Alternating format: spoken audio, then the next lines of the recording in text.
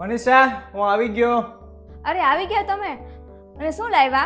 કેમ, કાંઈ મગાવ્યું તું તે? કાંઈ મંગાવ્યું નહોતું, પણ તમે તમારી જાતે કાંઈ ન લાવ્યા. તારું મગજ ઠેકાણે નથી લાગતું. તે કાંઈ મગાવ્યું જ નથી તો હું શું કામ કાંઈ લાવું? આની પાસેથી તો આ આશા હતી. નાની એવી વસ્તુ તો લાવી હતી ને. આ હું તું બોલ કરે છો? મને એક ગ્લાસ પાણી આપી દે, હું થાકી ગયો છું. તમે કાંઈ લાવ્યા નથી ને તો પાણી તે જાતે પી લો, હું નથી આપવાની. અરે હું થઈ ગયું છે તને મનીષા? યાર આજે તે કાંઈ ન લાવ્યા, આને કાંઈ ખબર જ નથી પડતી. શું તારા હસબન્ડ ચોકલેટ ને ગુલાબ ને એવું લાવે છે? અરે યાર મારા હસબન્ડ તો કાંઈ લાવતા જ નથી યાર. કાશ તારી જેવા જ તે મારા હસબન્ડ બી હોત. સારું ચાલ પછી વાત કરું. અરે હા ભાઈ, હવે ઈ કામ થઈ જશે. હવે કેટલી વાર પછી હોય? આવી ગયા તમે. કાંઈ લાવ્યા?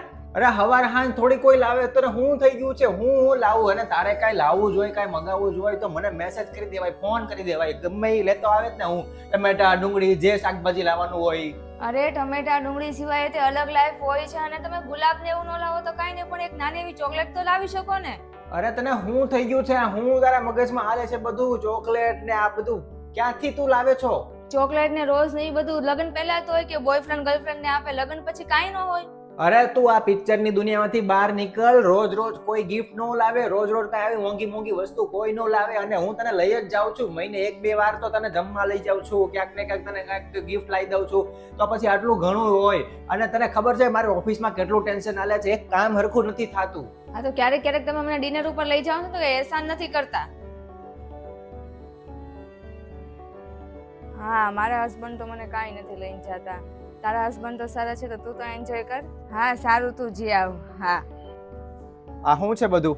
અરે કાંઈ નહીં. તમે ક્યાં આવ્યા? એક કામ કર, તો તૈયાર થઈ જા, મારી સાથે આવ. મારે તને એક જગ્યાએ લઈ જાવી છે. પણ ક્યાં?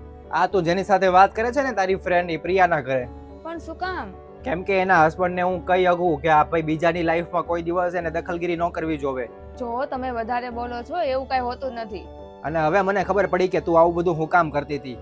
ઈ મને ચડાવતી નહોતી, ઈ મને સાચું કહેતી હતી કે એનો હસબન્ડ કેટલું એના માટે કરે છે ને તમે શું કરો છો મારા માટે. હા કાંઈ વાંધો નહીં, પણ મારે એના હસબન્ડને કહેવું જ છે કે તમે જે કાંઈ કરો ને તમારા ઘરમાં રાખો, બીજાને કહેવાની કાંઈ જરૂર નથી. હા જઈએ. અને ગયા પછી તે તમે છે ને શીખી લેજો એની પાસેથી કે કેવી રીતના વાઈફને ખુશ રખાય. હા તું હાલ. આ 1 વર્ષ થઈ ગયું, તમે મને હજી સુધી ક્યાંય ફરવા નથી લઈ ગયા. આ તો કાંઈ ફરવા જવા હાટો હું નવરો નથી બેઠો અહીંયા. મારે કેટલાય કામ હોય છે. નથી ક્યાંય ફરવા લઈ જતા, નથી ક્યાંય જમવા લઈ જતા. બસ આખો દિવસ મારે ઘરમાં ને ઘરમાં એકલું કામ જ કરવાનું થાય છે. રોજ ઝઘડા કર્યા સિવાય તારી પાસે બીજું કાંઈ કામ છે કે નહીં? જોઈ લીધું ને તે કે જે આ દેખાડો કરતા હોય છે, જે મોટા ફાંકા મારતા હોય છે, એ સાચામાં એવું હોતું નથી. જે આપણે અત્યારે જોઈને આવ્યા ને એ હકીકત હતી. અને સાચામાં તો એવું છે આ સોશિયલ મીડિયાના જમાનામાં કે જે પોતાની પાસે કાંઈ હોતું જ નથી ને એ દેખાડો કરવા માંગતા હોય છે, બીજાને હાથે કરીને ઈર્ષા કરાવવા માટે. અને હંમેશા યાદ રાખવું કે બીજાના મહેલ જોઈને આપણે ક્યારેય આપણી ઝૂંપડી નહીં પાડવાની. અને આપણી લાઈફ આપણે આપણી રીતે જીવવાની છે. કોઈને બતાવવા માટે કે પછી કોઈને જોઈને આપણે એવું કરવા માટે નથી કરવાનું. અરે જીવનમાં કોઈ 100% પરફેક્ટ નથી હોતું. સુખ દુઃખ આવ્યા કરે, ચડાવ ઉતાર આવ્યા જ કરે, પણ એની અંદર જે જીવી જાય ને એ જ સાચો વ્યક્તિ.